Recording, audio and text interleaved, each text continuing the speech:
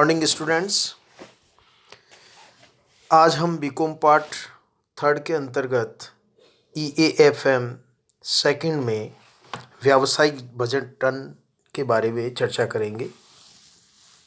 इसमें मैं आपको मेरे पिछले व्याख्यान में पूंजी लागत के बारे में विस्तार से मैंने आपको बताया था। आज हम इसको आगे बढ़ाते हुए हम चर्चा करेंगे भारांकित पूंजी लागत की गणना। आज हम आपको बताएंगे भारांकित पूंजी लागत की गणना कैसे की जाती है। देखिए, प्रत्येक साधन के भार तथा लागत याद करने के पश्चात प्रत्येक साधन की लागत को उसके भार से गुणा करके भारांकित लागत याद की जाती है। तत्पश्चात सभी साधनों की भारांकित लागतों को जोड़ लिया जाता है।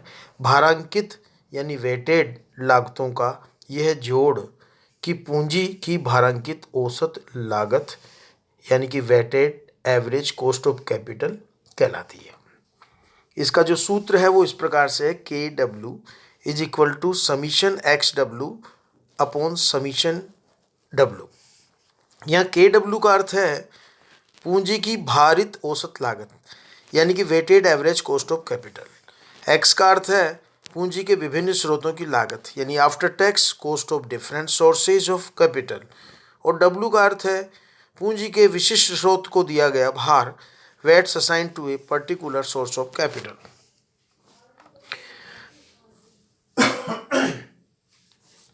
यहाँ एक उदाहरण के द्वारा हम इसको और अधिक तरह से अच्छी तरह से हम स्पष्ट कर सकते हैं। राजस्थान ब्रेवरीज लिमिटेड के पूंजी ढांचे के संबंध में निम्नलिखित सूचनाएं उपलब्ध हैं। सोर्सेज ऑफ फंड्स में आपके पास दे रखा है इक्विटी शेयर कैपिटल 3,50,000 और after tax cost of capital है 0.12। इसी तरह से रिटेन अर्निंग्स 2 लाख और 0.10 after tax cost of capital है। प्रेफरेंस शेयर कैपिटल 1,50,000 और 0.13 यानी after tax cost of capital है। डिबेंचर्स 3 लाख के दे रखे हैं, इसमें 0.09 जो है आपके after tax cost of capital है। You are required to calculate the weighted average cost of capital यानी कि आपको भारित औसत लागत की गणना करनी है। देखिए, सबसे पहले हम जो है एक टेबल बनाएंगे, computation of weighted average cost of capital, उसका हेडिंग लिखेंगे और इस तरह से टेबल में हम 5 कॉलम तैयार करेंगे।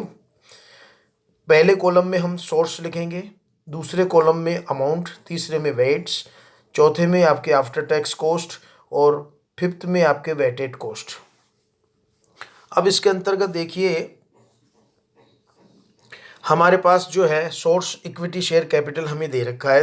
अमाउंट इसकी ऑलरेडी हमारे इसमें एक इलस्ट्रेशन में दे रखी है, वो है 3,50,000 और इसका वेट्स भी जो है आपके पास है नहीं, लेकिन हाँ आफ्टर टैक्स कैश कॉस्ट जो है सवाल में दे रखा है 0.12।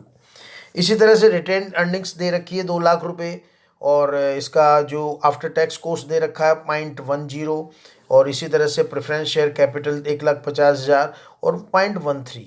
इस तरह से डिबेंचर्स जो है 3 लाख और 0.09 आफ्टर टैक्स कॉस्ट दे रखी है। अब हमें जो है इसकी वेटेड कॉस्ट निकालनी है, कैलकुलेट करनी है। तो इसके लिए हम सबसे पहले तो ये देखें कि हमें इसका वेट्स याद करना पड़ेगा और वेट्स याद करने का सीधा सा उपाय है कि जो आपकी अमाउंट है वो 3,50,000, 2 लाख, 1,50,000, 3 लाख, इनको सबको हम जोड़ लेंगे। जोड़ने पर हमारे पास आता है ये करीबन 10 लाख रुपए और 10 लाख रुपए यानी कि 3,50,000, जैसे हमें इक्विटी शेयर कैपिटल का निकालना है तो 3,50,000 में हम 10 लाख का से डिवाइड करेंगे तो ये आपके 0.35 आएगा, ठीक है ना। इसी तरह से 2 लाख में हम जो 10 लाख से डिवाइड करेंगे तो ये आपके 0.20 आएगा। इसी तरह से 0.15 और 0.30 आपके पास ये वेट्स आ गए। अब हमारा काम बड़ा आसान हो गया है। अब हम वेटेड कॉस्ट जो है आपके जो कॉलम नंबर 3 और 4 इसको हम मल्टीप्लाई कर लेंगे। तो मल्टीप्लाई करने पर 0.0420 आ गया आपके इक्विटी शेयर कैपिटल के लिए और रिटेन अर्निंग्स के लिए 0.20 इंटू 0.10 यानी कि 0.0200 आ गया। इसी तरह से आपके प्रेफरेंस शेयर के लिए आपका 0.0195 आ गया और डिबेंचर्स के लिए 0.30 मल्टीप्लाई करेंगे 0.09 से तो 0.0270 आ गया। और इसका वेटेड कॉस्ट का हम टोटल लगाएंगे तो आपके 0.10850 या फिर हम कह सकते हैं 10.85%। तो ये इसकी वेटेड एवरेज कॉस्ट हमने इस तरह से निकाल ली। बड़ा आसान काम है इसमें। और वैकल्पिक विधि का भी हम उपयोग ले सकते हैं, जो कि मैंने आपको बताया कि समीशन डब्लू के बारे में जो है, तो इस तरह से वैकल्पिक विधि का भी हम प्रयोग कर सकते हैं।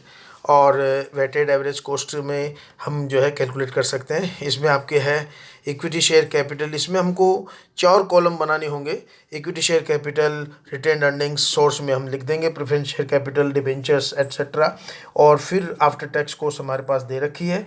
अब हमको केवल इतना करना है कि 2 और 3 को मल्टीप्लाई कर लेंगे। और इस तरह से जब हम कॉलम नंबर 2 और 3 को जब मल्टीप्लाई करेंगे तो इक्विटी शेयर कैपिटल का आएगा 42,000 और आपके रिटेन अर्निंग्स का आएगा 20,000 और प्रेफरेंस शेयर कैपिटल का आएगा 19,500 और आपके डिबेंचर्स का आएगा 27,000। और इसको जब हम टोटल करेंगे तो इसका टोटल 1,08,500 आएगा। और हम जो है weighted average cost of capital का जो फॉर्मूला है, यानी कि summation XW upon summation W, जब हम करेंगे और इसको मल्टीप्लाई करेंगे 100 से तो 10.85% आपका आ जाएगा, सेम आंसर आ जाएगा। तो इस तरह से हम वेटेड एवरेज कॉस्ट को निकाल सकते हैं। Thank you.